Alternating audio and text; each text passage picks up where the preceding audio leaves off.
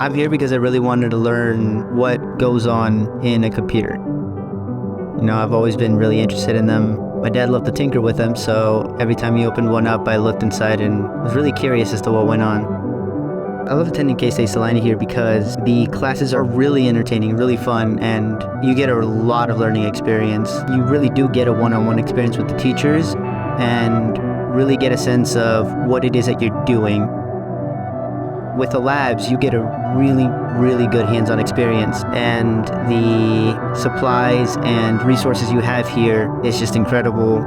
You get to actually feel these things, you get to actually see them, you get to see them fail, you get to see them work, and you get to see the process and steps that really goes into each and everything that you do.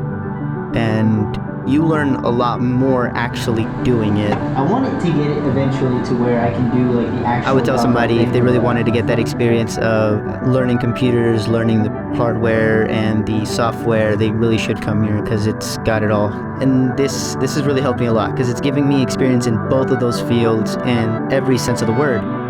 It's giving me a lot of experience that I feel would definitely be valuable. I mean, it's really great to be here.